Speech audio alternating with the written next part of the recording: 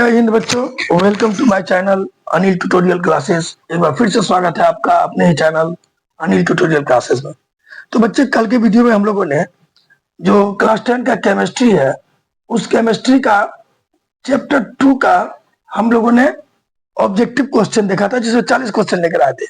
और ये चैप्टर इतना इंपॉर्टेंट है बच्चों कि इससे ढेर सारे ऑब्जेक्टिव बन रहे हैं। तो मैंने टोटल इसमें से 70 से 75 ऑब्जेक्टिव बनाने की कोशिश की है। सभी के सभी ऑब्जेक्टिव एग्जाम में पूछे गए। तो 40 का वीडियो मैंने पार्ट 1 में दे दिया है। इस पार्ट 2 में मैंने बचे हुए जो भी 25-30 ऑब्जेक्टिव है, लगभग 30 ऑब्जेक्टिव तो होंगी, मैं वो सारी इसमें कवर करने जा रहा हूँ। और बारी बारी से हम लोग सभी चीजों को देखेंगे, उस पर एनालिसिस करेंगे, कौन सा क्वेश्चन हमारे लिए इंपॉर्टेंट है उस पर गौर करेंगे और उसको बनाने की कोशिश करेंगे। तो बच्चों, बेटर होगा कि आप लोग वीडियो को ध्यान से देखें, उसको थोड़ा अच्छी तरह से समझने की कोशिश करें, क्योंकि ये सारे के सारे क्वेश्चन एग्जाम के लिए आपके काफी इंपॉर्टेंट होकर निकलने वाले हैं। लेकिन इससे पहले बच्चों, जाइए हमारे चैनल पर और उसे सब्सक्राइब कर दीजिए और बेल आइकन दबा दीजिए, ताकि हमारा नोटिफिकेशन जल्द से जल्द आपको मिलता रहे। ठीक है बच्चों, इससे हम लोग थोड़ा मोटिवेट होते हैं, हम लोग के अंदर एनर्जी आती है, हम लोग और ज्यादा वीडियो बनाने की कोशिश करते हैं। तो ठीक है बच्चों, अब हम लोग अपने क्वेश्चंस को लेते हैं। जो पहला क्वेश्चन बोला गया है, लौंग का तेल किस प्रकार का सूचक है? तो सूचक तो आपको मालूम ही है, अम्ल, क्षार और लवण का पता लगाने के लिए हम लोग कुछ चीजों का यूज करते हैं, जिसमें कलर चेंज होता है, गंध चेंज होता है, तो उन्हीं को हम लोग सूचक कहते हैं। तो हम लोग इसी पे, जो यहाँ पर लौंग का तेल बोला गया, तो लौंग का तेल कैसा सूचक है बच्चों? तो लौंग का तेल गंधीय सूचक है, क्योंकि यह अम्ल, क्षार और लवण में अपने गंध को बदल लेता है। तो अगर आपसे पूछा जाए लौंग का तेल कैसा सूचक है, तो हम लोग बहुत सीधे ढंग से जवाब देंगे कि लौंग का तेल जो है बच्चों, गंधीय सूचक है। ठीक है। अगला है, मिल्क ऑफ मैग्नीशिया का पीएच मान क्या होता है?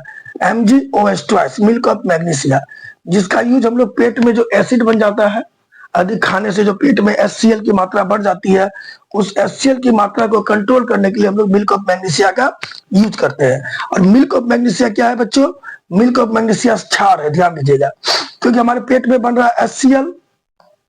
उस HCl को हम लोग खत्म करने के लिए, उस HCl यानी अम्ल के प्रभाव को समाप्त करने के लिए हम लोग बच्चों मिल्क ऑफ मैग्नीशिया का यूज करते हैं। ठीक है। तो मिल्क ऑफ मैग्नीशिया क्या है? क्षार है। ये तो क्लियर हो गया, क्योंकि पेट में अम्ल बन रहा है, और क्षार लेंगे तो अम्ल और क्षार के बीच रिएक्शन होगा, जिससे लवण बन जाएगा, और हमारा पेट का जो एसिडिटी, जो गैस, जो HCl बना है, वो समाप्त हो जाएगा। और क्षार का पीएच मान क्या होता है बच्चों? 7 से ज्यादा। तो यहाँ देखिए, ये 7 से कम है तो ये अम्ल होगा, ये 7 है उदासीन होगा, ये 3 है अम्ल होगा। तो मिल्क ऑफ मैग्नीशिया का पीएच मान 10.5 होता है। ये ऐसे ही क्लियर दिख रहा है आपको, क्योंकि 7 से कम है तो ये अम्ल है, ये भी अम्ल है, और ये उदासीन विलयन है, क्योंकि 7 जो होता है वो उदासीन विलयन का होता है। तो 100% इसका जवाब क्या होगा? डी नंबर, क्योंकि क्षार का पीएच मान हमेशा 7 से ज्यादा होगा। तो भी याद रखिएगा, जो मिल्क ऑफ मैग्नीशिया जो MgOH2 है, उसका पीएच मान बच्चों 10.5 होता है। तो इसका आंसर डी हो गया, इसका आंसर सी हो गया। तो अब हम लोग अपने अगले क्वेश्चन को देखते हैं, क्या कर रहा है क्वेश्चन हमारा बच्चों। तो हम लोग ये 3-4 लेते हैं। ठीक है। ये जो 3 नंबर क्वेश्चन है बच्चों, इस 3 नंबर क्वेश्चन में क्या कहा गया है? किस पीएच मान वाला विलयन सबसे अधिक अम्लीय होगा? तो ध्यान दीजिए, जो अपना पीएच स्केल होता है ना बच्चों, उस पीएच स्केल में मिडिल में रहता है 7, और उसके इधर ये 7 हो गया मिडिल में, इसके इधर 6, 5, 4, 3, 2, 1, इधर 8, 9, 10, 11 से लेके 14 तक। यानी 7 के जैसे जैसे इधर बढ़ेगा वो क्षार होगा, 7 से जैसे जैसे इधर बढ़ेगा वह अम्ल होगा। ठीक है बच्चों, यानी 7 से जितना ज्यादा कम होगा वो उतना ज्यादा अम्लीय होगा। फिर 1 से कम नहीं होगा, क्योंकि वो लास्ट में 1 पे जाकर रुक जाता है। तो 7 से जितना कम होगा उतना ज्यादा अम्लीय होगा। तो ये देखिए, सबसे कम कौन है? 1 है। 4 से कम 3, 3 से कम 2, और सबसे कम क्या? 1 है। तो 7 से सबसे कम क्या? 1 है। यानी ये 6 से ज्यादा अम्लीय है 5, 5 से ज्यादा 7, सॉरी 4, 4 से 3, 3 से 2, और सबसे ज्यादा कौन होगा बच्चों? 1 होगा। यानी 7 से जितना ज्यादा कम होगा उतना ज्यादा अम्लीय होगा। तो इसका सही जवाब होगा ए। उसी तरह 7 से जितना ज्यादा होगा उतना ज्यादा क्षारीय होगा। तो सबसे अधिक क्षारीय कौन होता है बच्चे? 14 वाला। और सबसे कम क्षारीय कौन होता है? 8 वाला। याद रखिएगा। तो किस पीएच मान का जो अम्ल है वह सबसे अधिक अम्लीय होगा? तो याद रखिए, जिसका पीएच मान 1 हो, वह अम्ल जो है ज्यादा अम्लीय होता है। आगे, दही में कौन सा अम्ल होता है? तो सब जानते हैं, दही में बच्चों लैक्टिक अम्ल होता है। दही में कौन सा अम्ल होता है? लैक्टिक अम्ल होता है। ठीक है। एसिटिक अम्ल सिरका में होता है। ठीक है। फार्मिक अम्ल चींटी में होता है, समझ में आएगा आप लोगों को बच्चों? इसका सही, सॉरी यहाँ पे तो मिट गया थोड़ा सा, सॉरी थोड़ा लिखने में ये हो गया बच्चों, ध्यान दीजिएगा। चलिए, तो ये समझ में आ गया। सबसे कम जो है, सबसे अधिक जो पीएच 1 किसका होता है बच्चों? 1 का। और दही में कौन सा अम्ल होता है? लैक्टिक अम्ल।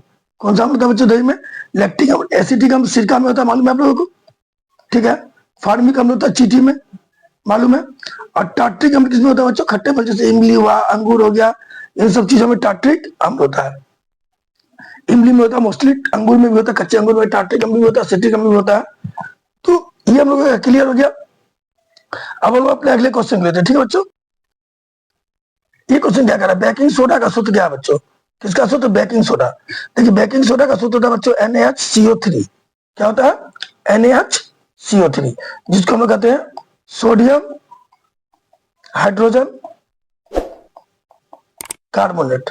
सोडियम हाइड्रोजन कार्बोनेट, ये भी कहते हैं इसको हम लोग सोडियम हाइड्रोकार्बोनेट भी कहते हैं, याद रखिएगा।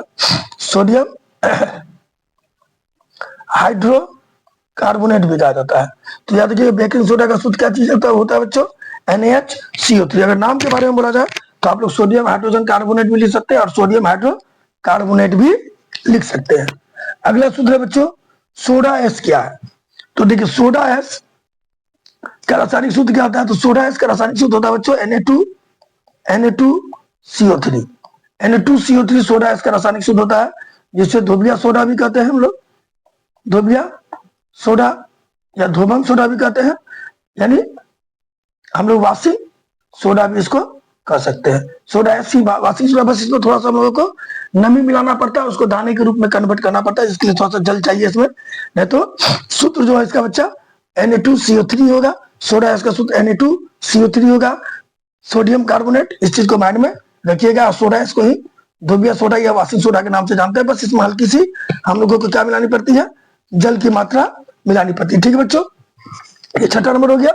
अब हम लोग अपना अगला क्वेश्चन देखते हैं, 7वां और 8वां देख रहे हैं। ठीक है बच्चों, आप एक चीज गौर करिएगा, सारे क्वेश्चन पूछे गए एग्जाम में, मैं बताना मिस्टेक कर गया। देखिए, इसी क्वेश्चन को देखिए यहाँ पूछा गया। ठीक है बच्चों, अगर आप लोग इसको देखिएगा, इस क्वेश्चन को देख लीजिए, ईयर वाइज मैंने सारा क्वेश्चन को मेंशन करने की कोशिश किया बच्चों। ठीक है, तो अभी हम लोग कहाँ थे? हम लोगों ने पढ़ लिया सोडा इसका रासायनिक सूत्र क्या है। आप 7वां नंबर क्वेश्चन देखते हैं और 8वां देखते हैं बच्चों। 7वां नंबर क्वेश्चन काफी इंपॉर्टेंट है, आप देख सकते हैं। ये क्वेश्चन 2014, 2022 और 2023 में पूछा है। और ये क्वेश्चन क्या कर रहा है कि निम्नलिखित में कौन विजातीय यौगिक, मतलब विजातीय यौगिक मतलब था सबसे अलग है, कौन अलग है, ये ध्यान देना है। तो याद रखिए, चूना पत्थर, प्लास्टर ऑफ पेरिस, संगमरमर और खड़िया दिया है। अगर आप लोग बात करिएगा, ध्यान से देखिएगा, तो आप लोगों को ये समझ में आएगा, चूना पत्थर भी, संगमरमर भी और खड़िया भी, तीनों जो है उसका सूत्र होता है CaCO3, तीनों का। चाहे चूना पत्थर बोले, चाहे संगमरमर बोले, चाहे खड़िया बोले, तीनों का सूत्र क्या लिखते हैं हम लोग? CaCO3, कैल्शियम कार्बोनेट का ही रूप है। लेकिन जो प्लास्टर ऑफ पेरिस है बच्चों, प्लास्टर ऑफ पेरिस जो है वो अलग है। ठीक है, ठीक है बच्चों, प्लास्टर ऑफ पेरिस अलग होता है। प्लास्टर ऑफ पेरिस का सूत्र क्या होता है बच्चों? CaSO4 into half H2O। तो ये ध्यान दीजिए, ये तीनों कैल्शियम कार्बोनेट है, देख लीजिए, तीनों कैल्शियम कार्बोनेट है, लेकिन ये हमारा कैल्शियम कार्बोनेट नहीं है। तो इन सबसे क्या पता चलता है? इन सबसे ये पता चलता है कि जो प्लास्टर ऑफ पेरिस है वो विजातीय है, वो कैल्शियम सल्फेट है, बाकी सब कैल्शियम कार्बोनेट है। तो सही आंसर क्या होगा बच्चों हम लोगों का?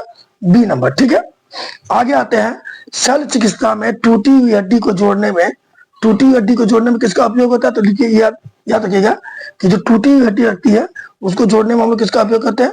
प्लास्टर ऑफ पेरिस का, यानी CaSO4 इंटू हाफ H2O का। क्लियर है बच्चों? 7-8 हम लोगों का क्लियर हो गया। अब हम लोग अपने अगले क्वेश्चन को देख रहे हैं।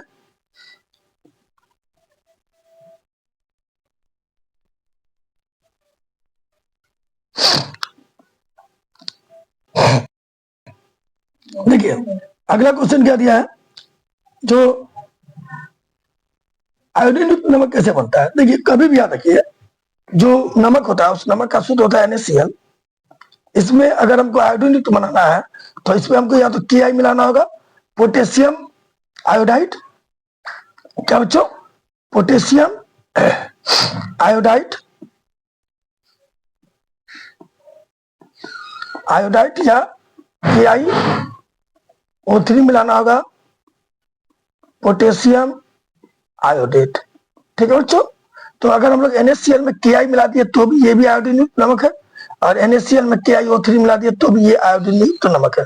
तो हमारा सही आंसर होगा बच्चों सी नंबर, ए और बी दोनों, क्योंकि NaCl में Ki मिला देंगे तो भी आयोडीन युक्त नमक होगा, और NaCl में KiO3 मिला देंगे तो भी आयोडीन युक्त नमक हमारा होगा। ठीक है बच्चों, ये 10 नंबर क्वेश्चन देखिए, प्लास्टर ऑफ पेरिस का रासायनिक नाम क्या है बच्चों?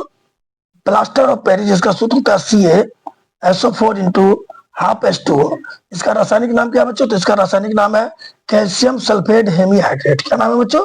Calcium sulphate hemihydrate. तो हमारा आंसर डी नंबर सही होगा।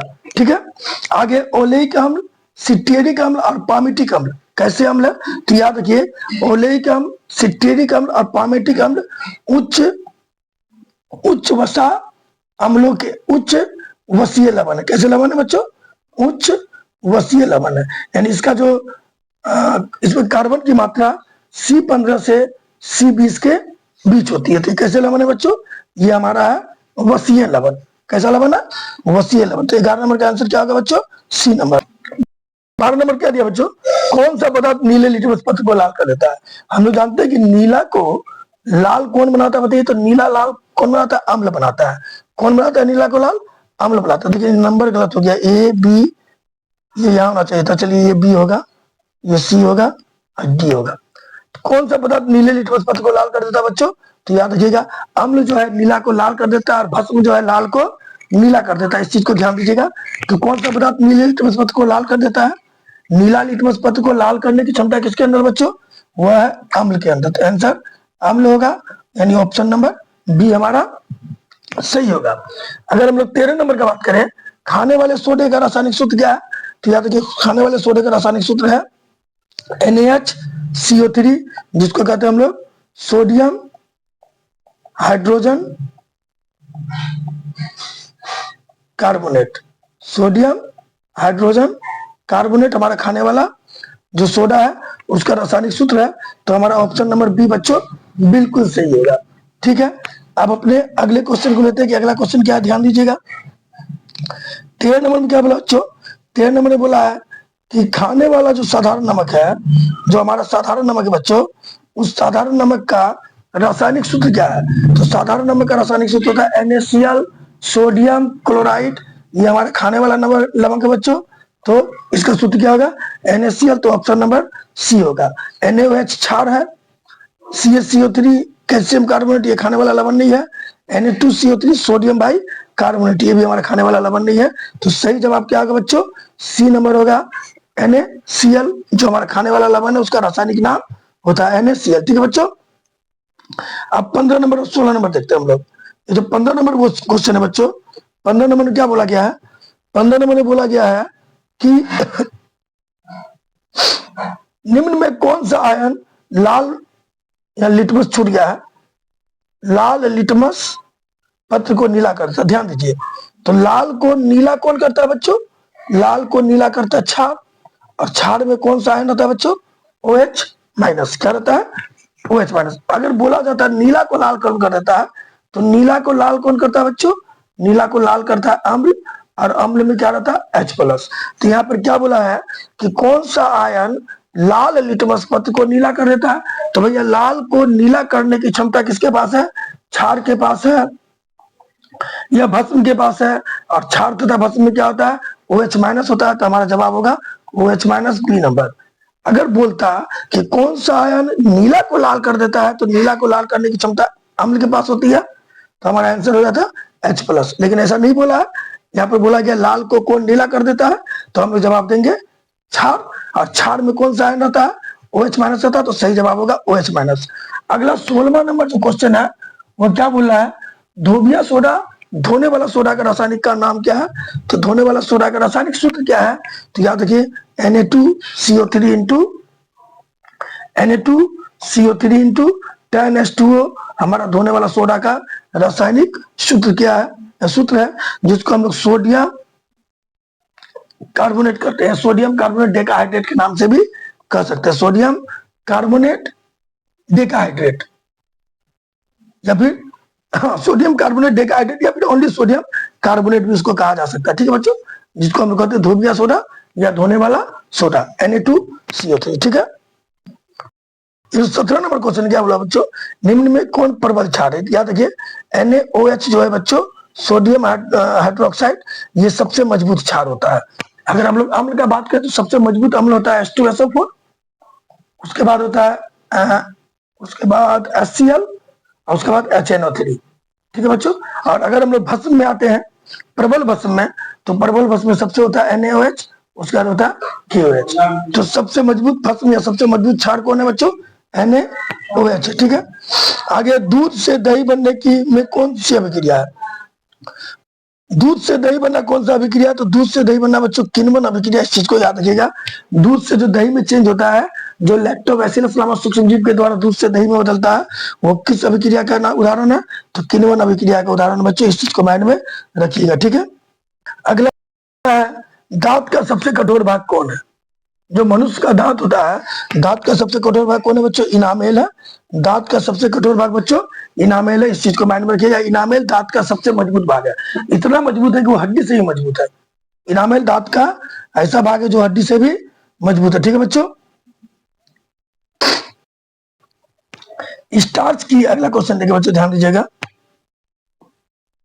स्टार्च की उपस्थिति की जांच करने के लिए आप किसका उपयोग करेंगे, तो देखिए स्टार्च यानी कार्बोहाइड्रेट की उपस्थिति की जांच करने के लिए हम लोग आयोडीन का उपयोग करते हैं।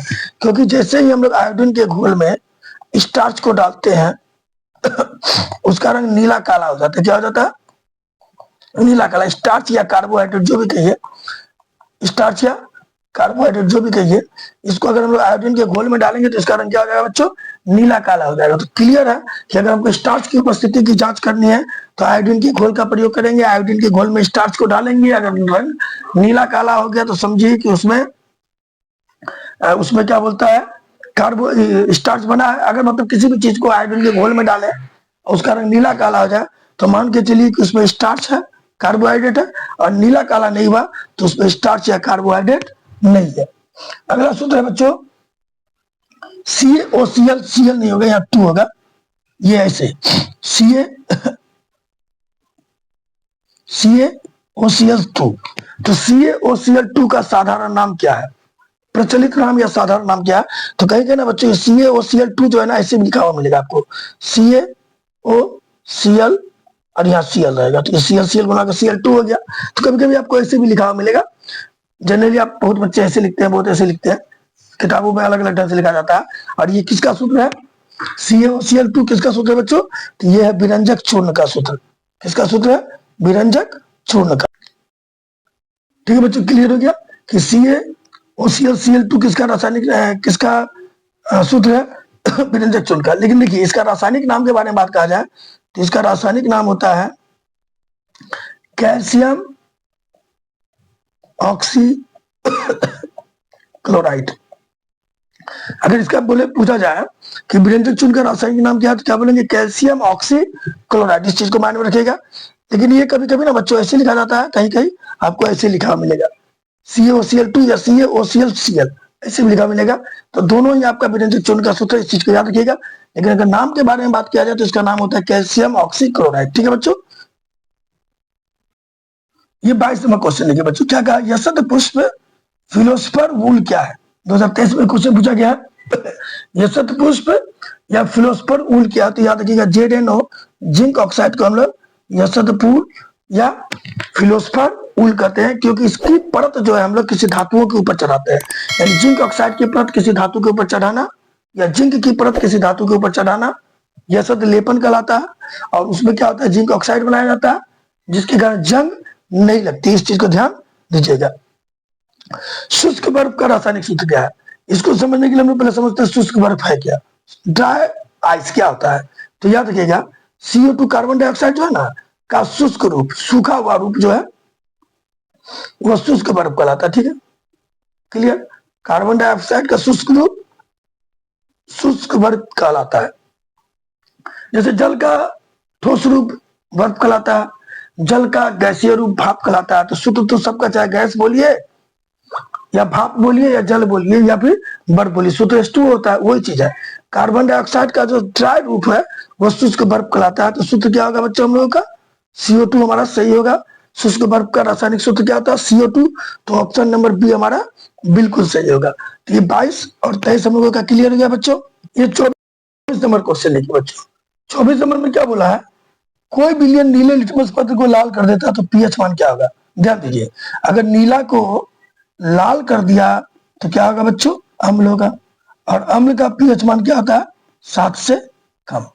अगर नीले को लाल कर दिया तो क्या होगा? अम्ल होगा। और अम्ल हो गया तो पीएच मान क्या होगा? 7 से कम होगा। ये क्वेश्चन पूछा गया 18, 21, 23 में घुमा के पूछा गया है। तो 7 से कम है तो देखिए, तो 7 से कम है यही, तो आंसर होगा हम लोगों का ए नंबर।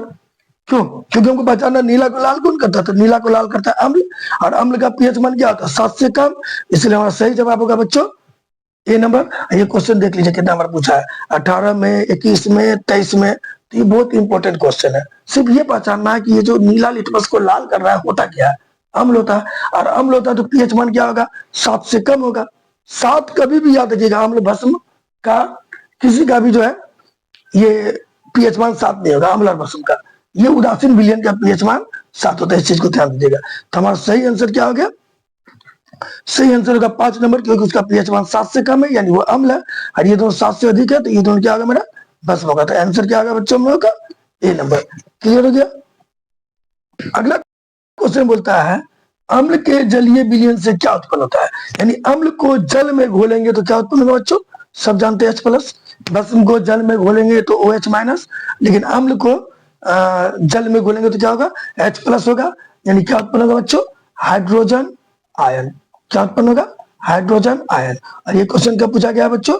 2023 में। अगर ये भस्म रहता तो लिखते OH-। ठीक है, आगे बोला है निम्न में कौन सबल अम्ल है? सबल मतलब मजबूत, सबल मतलब मजबूत। तो हम लोगों ने पढ़ा अभी थोड़ा देर पहले, आपको बता दिए कि H2SO4 सबसे सबल होता है, उसके बाद आता है Cl, उसके बाद HNO3। तो सबसे सबल कौन है? H2SO4। H2SO4 यहाँ है नहीं, HCl है। सही जवाब हम लोग का बी नंबर होगा। HCl सबल अम्ल है, क्योंकि ये और ये तीनों क्या है बच्चों? लवण है। ये तीनों अम्ल है ही नहीं। तो हमारा आंसर क्या होगा? बी नंबर बिल्कुल क्लियर होगा। और इसका आंसर क्या होगा? H+ होगा। ठीक है बच्चों, इस क्वेश्चन को देखिए, किस पदार्थ का जलीय विलयन नीले लिटमस पत्र को लाल कर देता है? तो अभी मैंने पढ़ा ना, नीला को लाल कौन करता है बच्चों? नीला को लाल करता है अम्ल। तो हमारा सही जवाब क्या होगा? अम्ल होगा, ए नंबर। नीले को कौन लाल करता है? अम्ल करता है। लाल को नीला करता है, बस इस चीज को माइंड में रखिएगा। ठीक है बच्चों, इस सूत्र को देखिए। क्वेश्चन क्या पूछा गया? 2023 में पूछा गया है कि जिप्सम का सूत्र क्या होता है? किसका सूत्र बोला पूछा गया बच्चों? जिप्सम, जिससे प्लास्टर ऑफ पेरिस बनता है। तो जिप्सम का सूत्र क्या होता है बच्चों? तो जिप्सम का सूत्र होता है CaSO4 इंटू 2H2O। ये जिप्सम का सूत्र होता है, जिसको हम लोग कैल्शियम सल्फेट के नाम से भी जानते हैं, कैल्शियम सल्फेट। तो जिप्सम का सूत्र क्या होता है बच्चों? CaSO4 इंटू 2H2O होता है जिप्सम का सूत्र। याद रखिएगा। आगे दिया किस पीएच मान वाला विलयन सबसे अधिक क्षारीय होगा? हम लोगों ने पढ़ा ना कि 7 जो है उदासीन होता है, और 7 से जितना कम होगा रेख तक जो आएगा वह अम्ल होगा, और 7 से जितना ज्यादा जाएगा 14 तक जाता है वह क्या होगा? क्षार होगा। यानी 7 से जितना बड़ा है वो क्या होगा? क्षार होगा। जो सबसे बड़ा होता है, अम्ल हमेशा छोटा होता है। 7 से जितना कम, 7 मतलब 7 से कम 6 है, 6 से कम 5 है, तो 6 से ज्यादा 5 अम्लीय है, 5 से ज्यादा 4, 4 से 3, 3 से 2, 2 से 1। यानी अम्ल जैसे जैसे घटेगा उसकी अम्लता बढ़ते जाएगी, और 7 के बाद जैसे जैसे बढ़ेगा उसकी क्षारीयता बढ़ते जाएगी। 7 में सबसे बड़ा कौन है इसमें बच्चों? सबसे बड़ा 11 है। तो वह विलयन जिसका पीएच मान 11 होगा वह सबसे ज्यादा क्षारीय होगा। क्योंकि देखिए 7 से बड़ा ये तो होगा नहीं, ये अम्ल है। ये 7 से बड़ा 8 है, ये भी क्षार है, ये भी क्षार है, ये भी क्षार है। तो जितना ज्यादा बड़ा है उतना ज्यादा क्षारीय है। तो जो ऑप्शन होगा वो हमारा सी नंबर होगा। सही समझ में आ गया बच्चों? ठीक है, इस क्वेश्चन को देखिए, निम्न में कौन संश्लेषित सूचक है? संश्लेषित सूचक मतलब जिसको प्रयोगशाला में बनाया गया है, जिसको मनुष्य ने बनाया है, कृत्रिम आर्टिफिशियल, उसको कहते हैं संश्लेषित। हल्दी पत्ता गोभी और लिटमस पत्र, ये तीनों मनुष्य ने नहीं बनाया, क्योंकि लिटमस पत्र बनता है लाइकेन नामक पौधे के अर्क से। तो ये तीनों आंसर नहीं होगा, हमारा आंसर होगा मेथिल ऑरेंज, जिसको मनुष्य ने प्रयोगशाला यानी लैब में बनाया है। तो निम्न में कौन हमारा संश्लेषित सूचक है बच्चों? तो हमारा संश्लेषित सूचक का नाम है मेथिल ऑरेंज, सी नंबर हमारा सही होगा। ये क्वेश्चन देखिए, बोला है ग्लोबल लवण, ग्लोबल होगा, ग्लोबल लिखा गया, ग्लोबल लवण का सूत्र क्या है? तो याद रखिएगा, जो ग्लोबल लवण होता है उसका सूत्र होता है Na2SO4 into 10H2O, Na2SO4 into 10H2O, जिसको हम लोग सोडियम सल्फेट का डेका हाइड्रेट रूप कहते हैं। क्या कहते हैं? सोडियम सल्फेट का डेका हाइड्रेट रूप।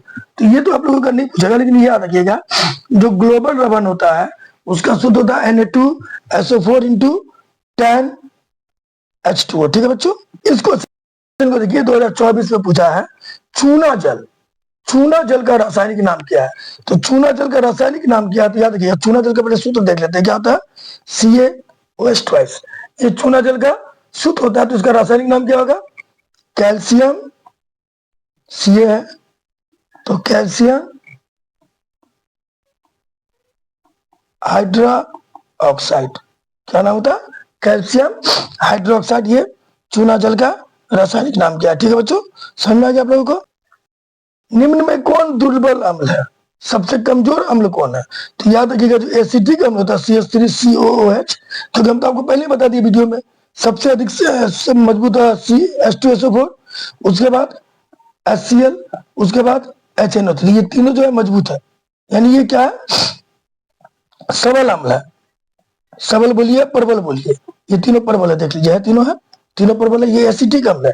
प्रबल अम्ल का यूज हम लोग खाने में नहीं कर सकते हैं। ये एसिटिक अम्ल है CH3COOH, और ये एसिटिक अम्ल है जिसका यूज हम लोग सिरका में करते हैं, यानी खाने में इसका यूज होता है, इसलिए दुर्बल है। अगर ये सबल होता, खाते तो हमारे पेट में अंदर जितने भी कलपुर्जे हैं सबको जला देता है ये। तो इसीलिए ये जो है इसका यूज हम लोग खाने में कर सकते हैं, इसलिए हम कह सकते हैं कि क्या है बच्चों? दुर्बल अम्ल है। कैसा अम्ल है? दुर्बल। तो आंसर क्या होगा हम लोगों का? बी नंबर होगा। एसिटिक अम्ल कैसा अम्ल होता है? दुर्बल अम्ल होता है। क्लियर हो गया बच्चों?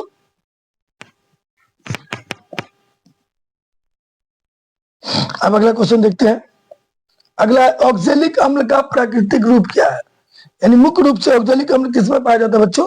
तो ऑक्जेलिक अम्ल मुख्य रूप से पाया जाता है टमाटर में, सबसे ज्यादा फेमस है। टमाटर में ऑक्जेलिक अम्ल पाया जाता है, जैसे टार्ट्रिक अम्ल इमली में पाया जाता है। तो याद रखिए, टमाटर में ऑक्जेलिक अम्ल पाया जाता है। अगले क्वेश्चन को देखते हैं हम लोग। सभी अम्ल, सॉरी मिस हो गया थोड़ा सा ये टाइपिंग में, अम्ल जल में घुलकर, जल में घुलकर, सभी अम्ल जल में घुलकर क्या देते हैं? तो बच्चे शुरू से डिस्कस कर रहे हैं कि सभी अम्ल जल में घुलकर H+ यानी हाइड्रोजन आयन देता है, और सभी भस्म जल में घुलकर क्या देते हैं? तो OH- यानी हाइड्रोक्साइड आयन। तो याद रखिएगा, सभी अम्ल जल में घुलकर क्या देते हैं बच्चों? हाइड्रोजन आयन देते हैं। इस चीज को माइंड में रखना आप लोगों को, ठीक है? ये जो क्वेश्चन है ये हमारे वीडियो का लास्ट क्वेश्चन है। लेसन 2 जो है बच्चों हम लोगों का पूरा क्लियर हो गया। लेसन 2 का जो ऑब्जेक्टिव बनाया है, इसमें जो पार्ट 1 है, पार्ट 1 में मैंने 1 से लेकर 40 तक ऑब्जेक्टिव दिया है, और इसमें 1 से लेकर 36 तक, यानी कुल मिलाकर 76 ऑब्जेक्टिव हो गया आप लोगों का। और ये सभी के सभी ऑब्जेक्टिव इंपोर्टेंट, देख लीजिएगा, कोई भी ऑब्जेक्टिव ऐसा नहीं है जो आपको पूछा हुआ ना मिले। ये भी ऑब्जेक्टिव 2024 में पूछा है, ठीक है? मैंने कोशिश किया कि सब ऑब्जेक्टिव का ईयर लास्ट में दे दूं, इस चीज को गौर करिएगा। इसीलिए देखिए, ये चैप्टर एक ऐसा निकल कर रहा है जिसमें मैंने सबसे ज्यादा ऑब्जेक्टिव देखा है। सबसे ज्यादा ऑब्जेक्टिव इसी चैप्टर से पूछा जाता है, इसलिए इस चैप्टर के ऑब्जेक्टिव को ध्यान से करना बहुत जरूरी है बच्चों। तो अगला है, औद्योगिक क्षेत्र में अम्ल वर्षा किसके कारण होता है? तो अम्ल वर्षा का मेन कारण है SO2 सल्फर डाइऑक्साइड। ठीक है बच्चों, तो इस तरह ये हमारा वीडियो क्लियर हुआ। इसके साथ हम अपने आप लोगों से विदा लेना चाहते हैं। जय हिंद, जय भारत। अगर वीडियो अच्छा लगा तो बच्चों लाइक और सब्सक्राइब कर दीजिएगा। Thank you.